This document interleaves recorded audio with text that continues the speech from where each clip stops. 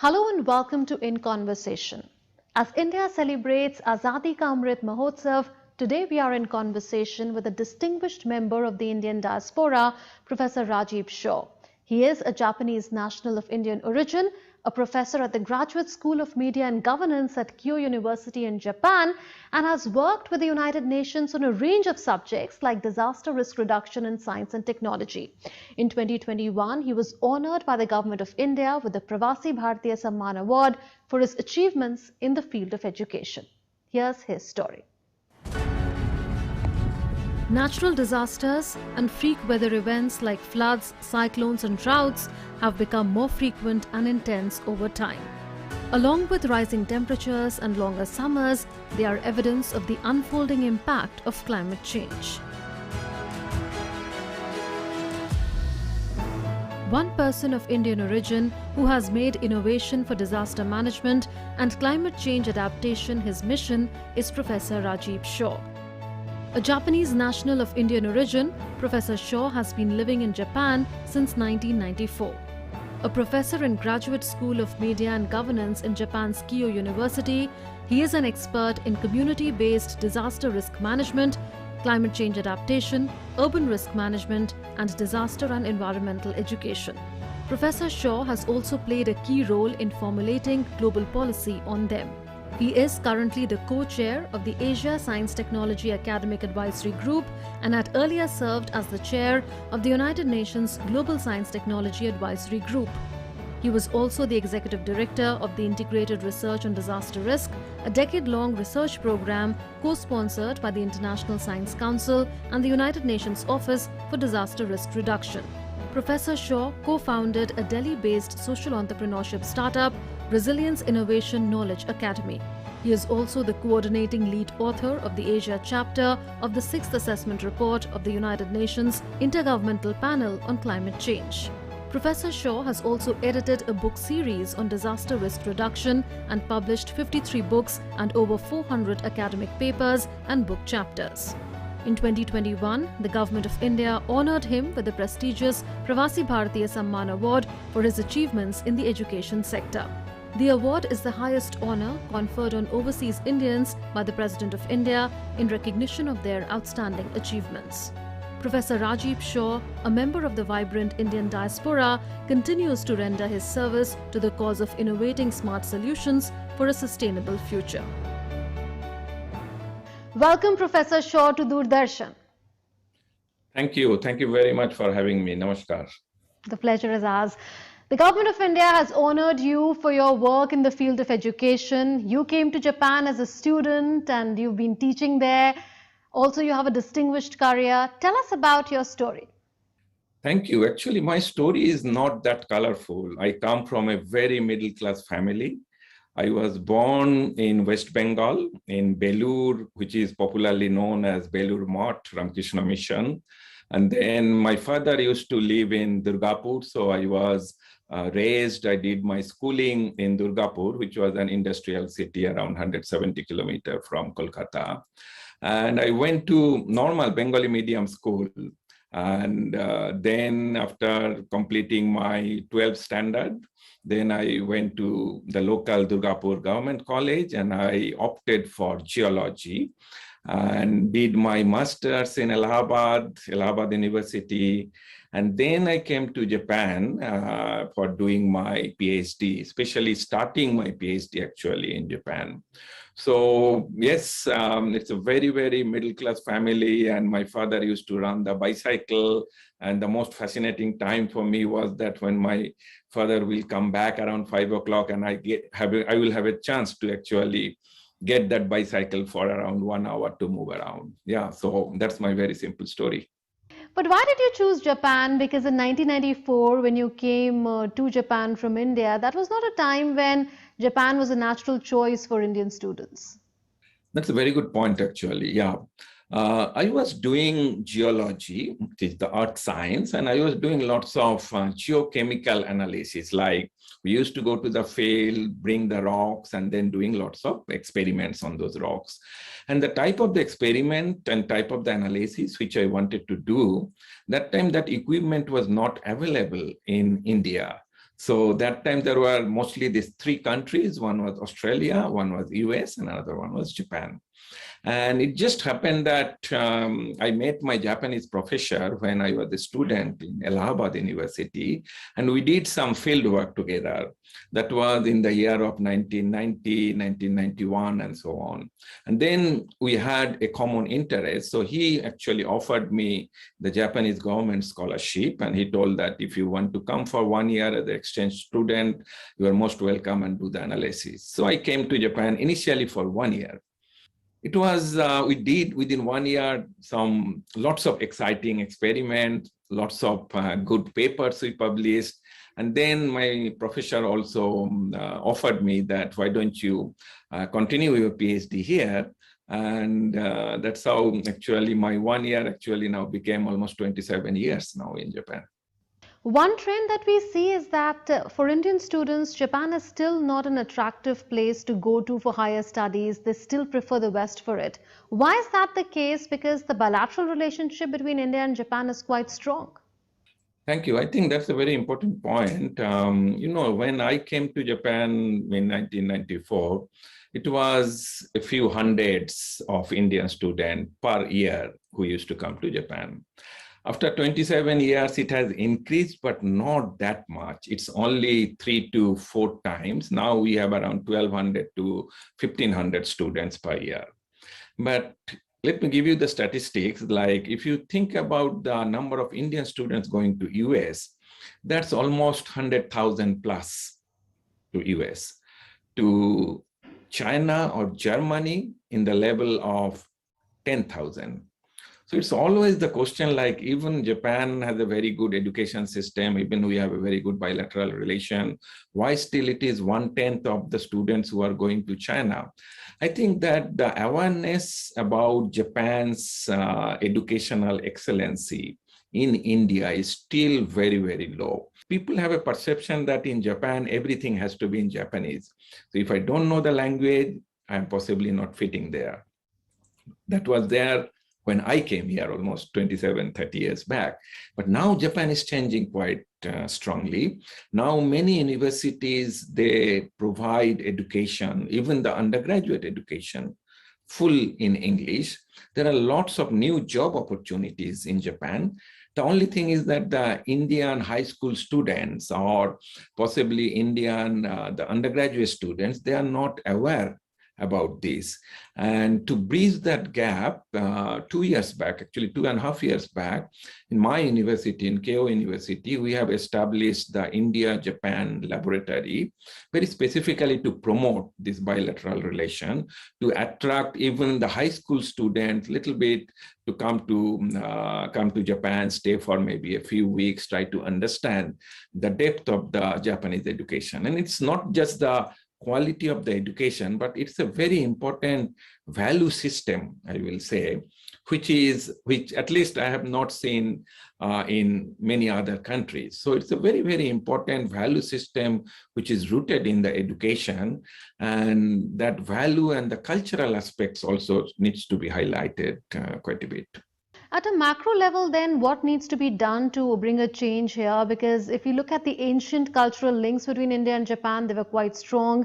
In the modern societies too, we look at similarities between India and Japan. But here we are, as far as educational partnerships are concerned, there's still a lot of untapped potential. To bring the higher education in the higher up in the bilateral policy, I think that's a very, very important thing. And for that, we need resources. We need resources from both the countries. Japan needs to provide more scholarships to the Indian students. And similarly, Indian government, whether it is the Ministry of Education or Department of Science and Technology, there should be more option for different types of scholarships, which enables the students to come to Japan. And also like the promotional of, we have a little bit of Japan education fair in India, in some of the universities, but these are only restricted to the major cities like Delhi or Bangalore or maybe Mumbai, or maybe sometimes in Chennai, maybe 3 or 4 cities. But you know that India has larger population. There are so much of unexplored universities, cities where there are lots of bright students. So I think from Japan side also, we need to be more aggressively promoting this Japan Study Fair in different parts of India, not only just focusing on the major cities or the metros, but also smaller and medium-sized cities as well. Well, that's an important point that you make. I also noticed that you've published 53 books. The number of books that you've published must be quite close to how old you are. That's a massive speed of publishing books. We can see an extended library behind you as well. What's the story behind so many books? Thank you. Thank you very much. It's just exactly the number of my age, actually, 53. I am 53-year-old. But no, I think the topic, this particular topic, where I do my own research and education, which is disaster risk reduction, climate change adaptation, environmental management, and all these three issues are actually linked to the sustainable development. And these topics are not that much taught in the higher education so far. One of my main motivation of doing different types of books on different issues under this broad umbrella was to provide different types of options of the reading materials for the higher education who wants to do a little bit of research or even who wants to know a little bit on that particular subject. What we try to promote is not just sitting in the laboratory and writing the books, but try to see the field reality.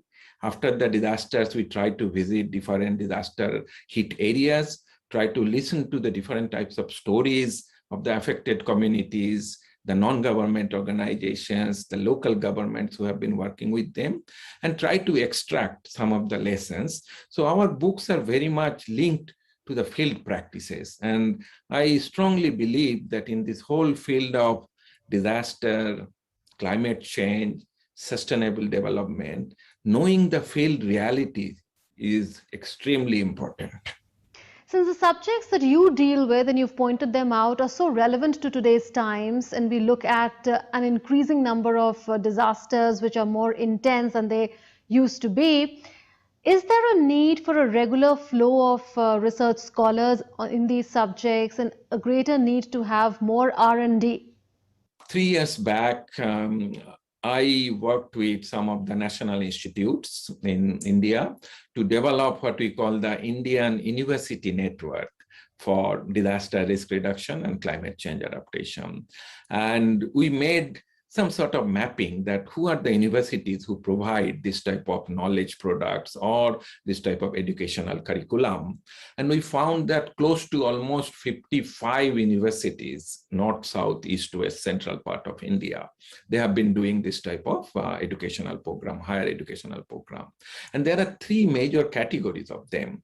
One is very much on the technology part, like that some of the IITs, Indian Institute of Technologies or the National Institute of Technologies, they are providing some curriculum.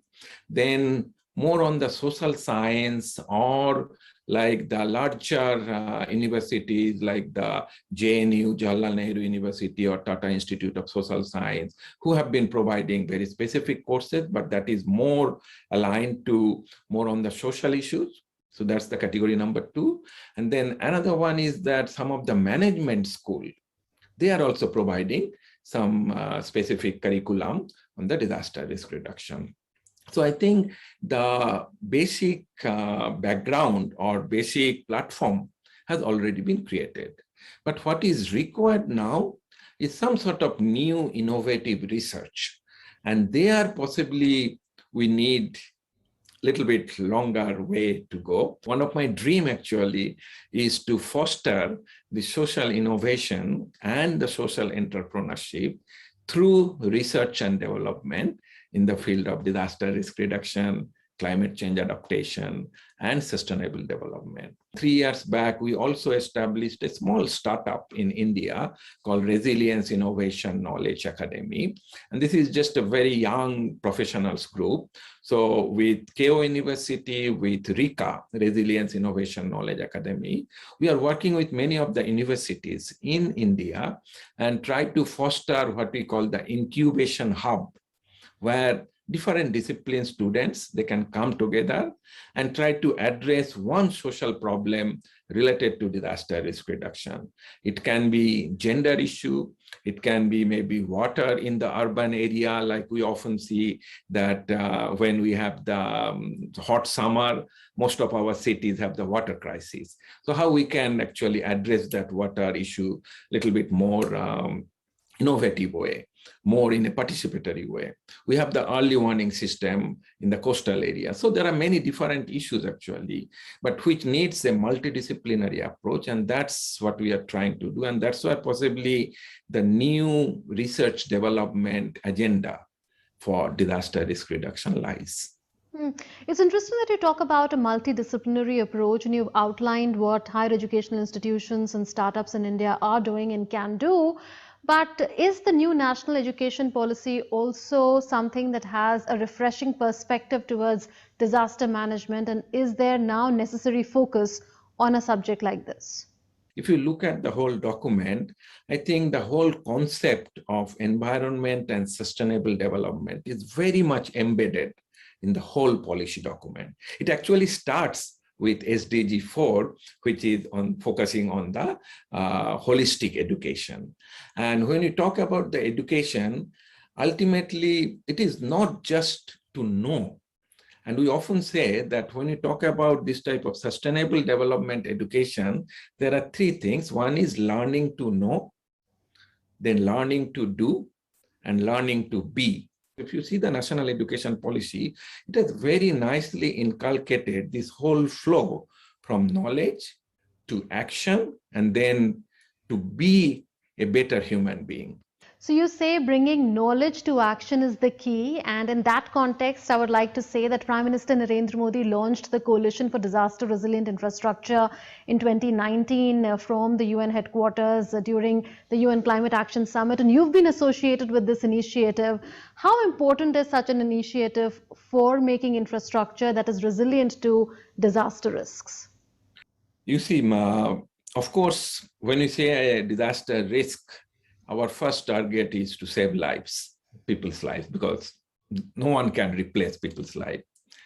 And I think that with the current early warning system, current disaster management mechanism in India, we have been quite fruitful, or we have been quite successful in reducing the human losses. Like if you take the example in 1999, when we had a super cyclone in Odisha, where almost 13,000 people died. And if you take the same super cyclone, same category cyclone, Amphan, which happened last year, which hit Odisha and West Bengal, the casualties were very less. It's only 2-digit. Of course, every life matters. But what happened there in Amphan, that there was tremendous losses on the infrastructure, the telecommunication system, electricity, road infrastructure, educational institute, hospitals. So there are major impacts on that. I think our target now is that how we can make our infrastructure resilient, because one disaster event can bring back the whole development issue 10 to 15 years. I think this is an excellent initiative which Prime Minister Modi, as well as Government of India, has started with United Nations and some of the partner countries. And Japan is a very strong partner for that. And I really congratulate all the Prime Minister's vision, as well as all the members actually who have been involved in this whole process, that this is where we need to really invest. And we often say that if you invest $1 in prevention, that will save you $7 in post-disaster recovery. So CDRI is an important initiative, and since you've spent nearly 27 years in Japan, what's your impression of how Japan has been dealing with various catastrophes, given that it is a disaster-prone country and was ravaged by the tsunami in 2011? In Japan, like we often say that it is living with risk in Japan. One disaster has passed and one disaster is coming. So we are always living between two disasters.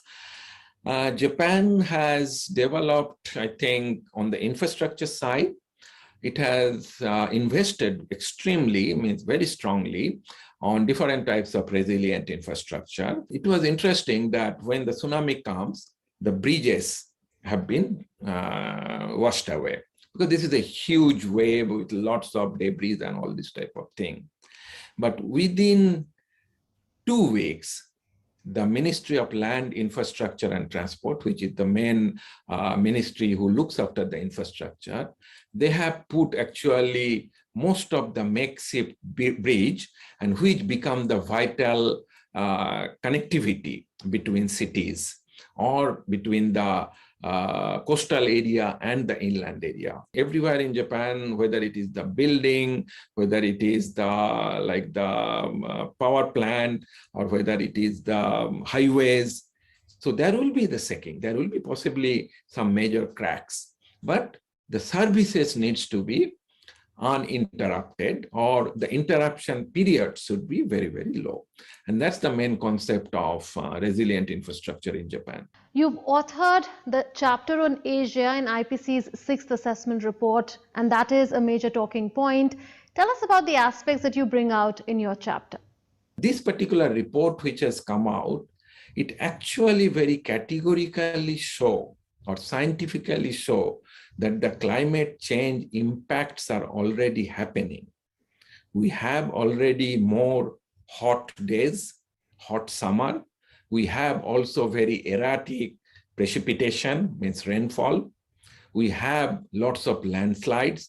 We have major typhoons coming, hitting our coast. So we are already seeing the changes. So it's not a far future climate issues, but it needs to be treated very similar to the COVID-19 in terms of an urgency. And if we look at that particular urgency, we have different tools. We have different finance scheme. We have different adaptation technology. But this need of urgency, be it at the government level and be it at the community level, that part possibly we need to connect properly. And this particular report is a very important tool to once again remind us that climate change is not a future event. It is already happening, and we need to take it very seriously, and we need to act now. Given your vast expertise in the subject of sustainable development, what's your vision for an India of 2047 when India would be marking 100 years of its independence? Yeah, thank you. I have 3 specific wish or vision. Number 1 is 100% literacy and 100% coverage of the basic human needs, like the good healthcare, the water services, good water services, sanitation, housing, and so on. That's number 1. Number 2 is, I think India's strength is India's youth, the young population. And India's youth are already leading different types of innovation globally. But it is not just the technology-related innovation. I hope that the Indian youth can lead the world with different types of other areas as well: arts, sports, culture, music. We want to see more gold medalists in the Olympic in future. So that's the second one. And the third one, especially in the education sector, I would love to see that India is becoming a global education hub as well as global education destination in future. We have already very good institutes, whether it is the Technological Institute or the Management Institute or Indian Institute of Science or many other different universities. And I hope that by 2047, India will have at least 3 to 4 universities in top 10 universities globally, at least 6 to 7 when we have the top 20, and at least 20 to 25 universities among the top 100 global universities. And I have a strong belief that India can be a very good educational destination where many other countries, they will actually opt to have education in India. And that's my strongest wish and vision. We sincerely hope those expectations get fulfilled. Thank you so much, Professor Shaw, for having joined us. Thank you. Thank you very much. Namaskar.